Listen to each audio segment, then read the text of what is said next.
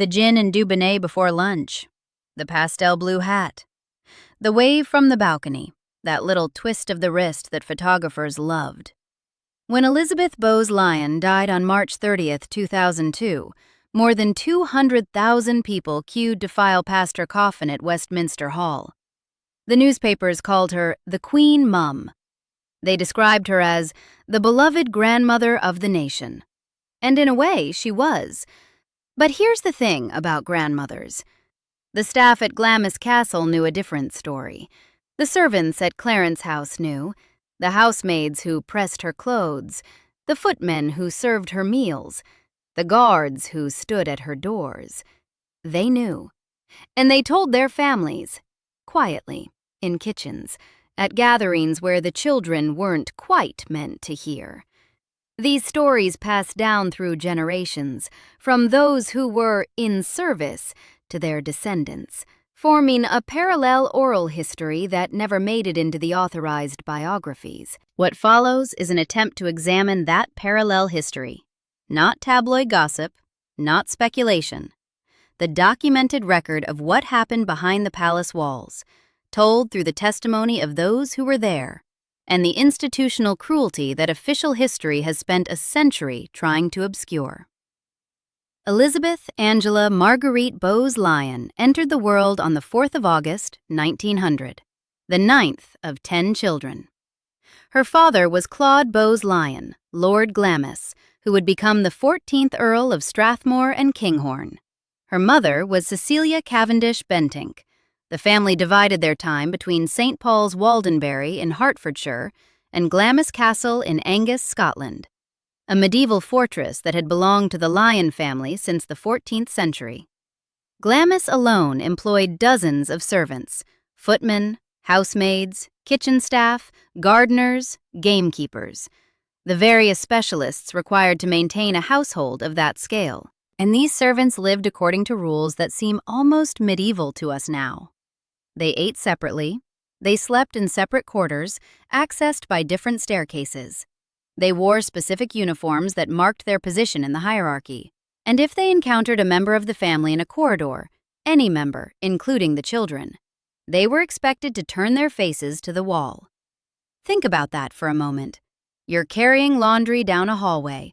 A 10-year-old girl approaches, and you must turn, face the wall, become invisible, because to be seen is to intrude. Your existence must not be acknowledged. The children of the family were trained from infancy to accept this deference as natural, to issue instructions without self-consciousness, to view those who served them as permanent features of the landscape, rather than as individual human beings with inner lives of their own. Elizabeth Bowes-Lyon would have rung bells to summon servants dozens of times per day, to draw bats, to button buttons, to carry messages, to bring tea. Every small task performed by someone whose own needs were invisible. This was not unusual for her class in time, but it established from her earliest consciousness the expectation that her needs would be met instantly by people whose own needs simply did not exist. In January 1923, she finally accepted the proposal of Prince Albert, Duke of York, the man known to his family as Bertie, the future King George VI. She had refused him twice before. Various biographers have interpreted this hesitation differently. Some suggest genuine reluctance to sacrifice her freedom to the constraints of royal life. Others argue it was strategic delay designed to increase her perceived value.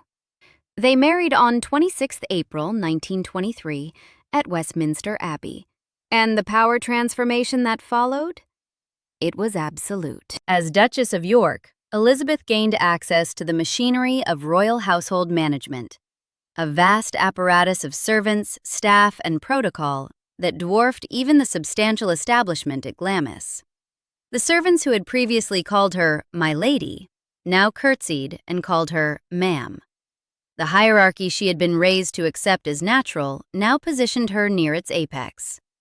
2 daughters arrived, Princess Elizabeth in 1926, Princess Margaret in 1930. The household expanded accordingly. The family presented, in carefully managed press coverage, an image of domestic contentment, the ideal British family, devoted to each other and to duty.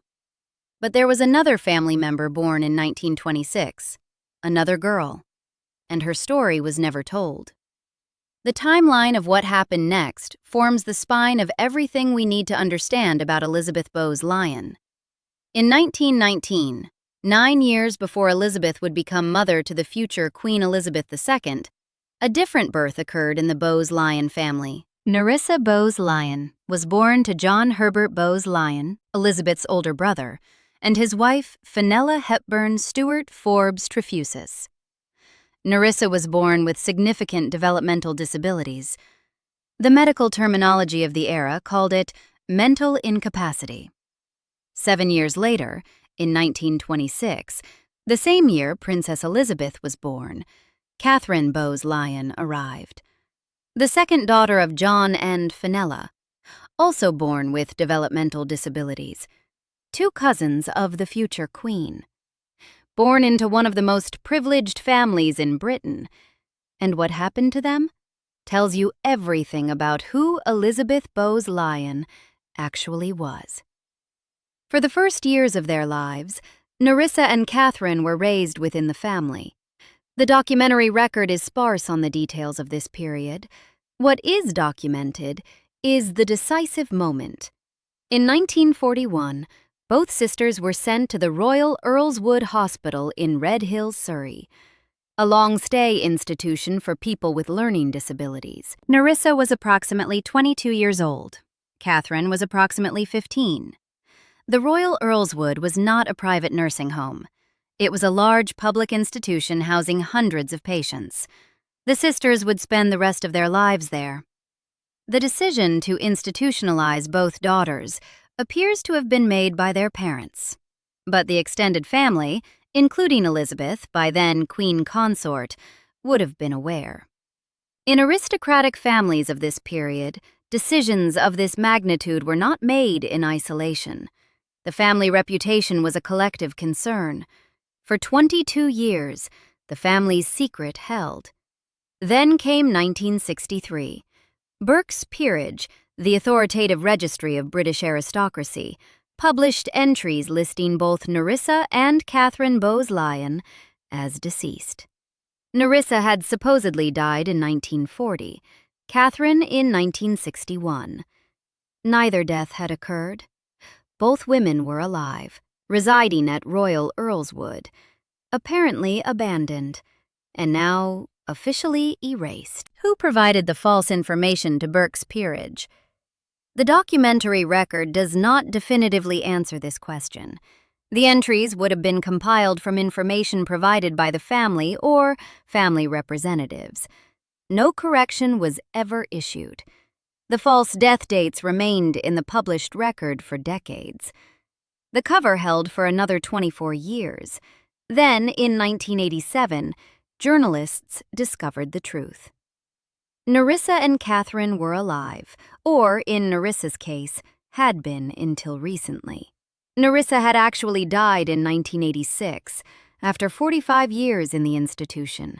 She was buried in a grave marked only with a serial number and plastic tags. No family member attended her funeral. No headstone marked her resting place.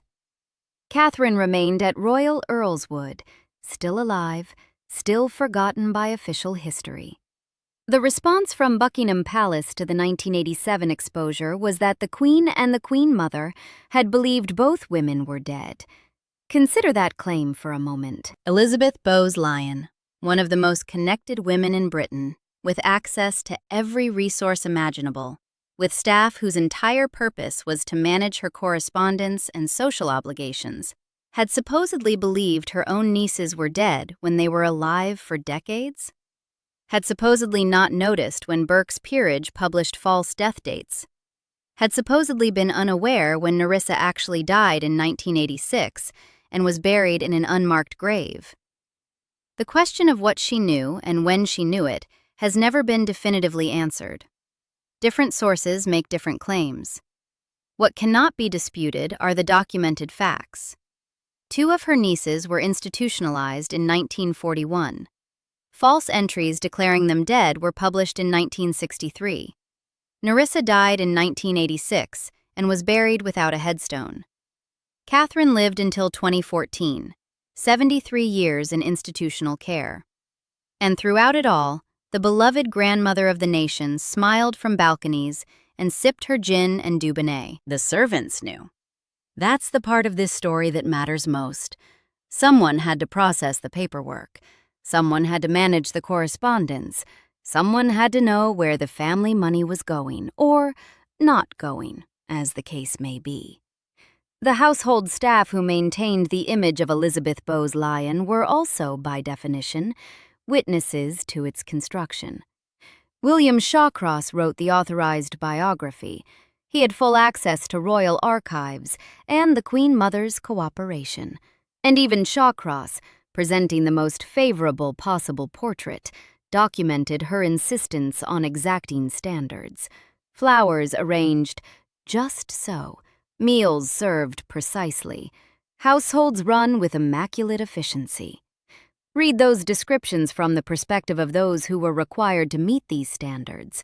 Flowers arranged just so means servants rearranging flowers multiple times until they met approval. Meals served precisely means kitchen staff held to exacting schedules with no allowance for human error.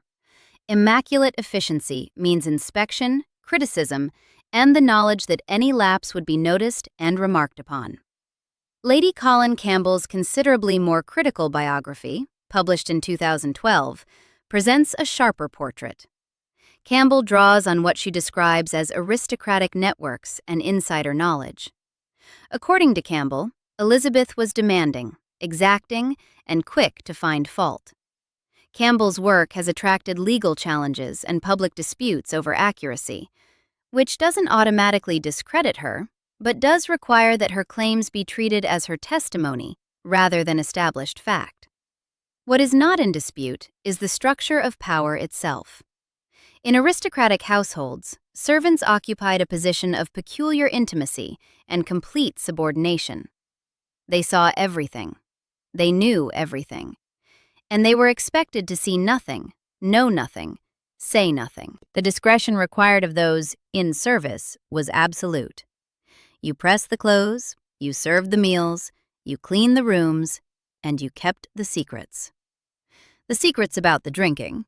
Her fondness for gin and Dubonnet before lunch was an open secret, but the extent of her consumption remains a matter of dispute. The secrets about the debts. At her death, estimates ranged from 4 to 7 million pounds, astronomical sums accumulated over decades of spending beyond her means. The secrets about the nieces. Someone in that household knew Nerissa and Catherine were alive. Someone processed the paperwork, managed the correspondence, maintained the silence. And in return for this discretion, what did the servants receive? The same treatment their predecessors had received at Glamis, the same hierarchical distance, the same expectation that they would be invisible until needed, blamed when things went wrong, and disposed of when no longer useful. The transactional imbalance is what makes this story so damning. It wasn't simply that she could be harsh. Many employers of that era were demanding. It was that the servants kept her secrets, maintained her image, polished the silver, pressed the clothes, absorbed the criticism, and received in return not loyalty, but contempt. They were furniture that could be blamed when the furniture wasn't positioned correctly. When Edward VIII abdicated in December 1936 to marry Wallis Simpson, Elizabeth's husband became King George VI, and Elizabeth became Queen Consort. The household at her disposal expanded dramatically. She was now mistress of Buckingham Palace, Windsor Castle, Sandringham, Balmoral, the full apparatus of the crown, with hundreds of staff answering ultimately to her preferences. The Second World War cemented her public image. The King and Queen remained in London during the Blitz rather than evacuating to safety. Buckingham Palace itself was bombed in September 1940.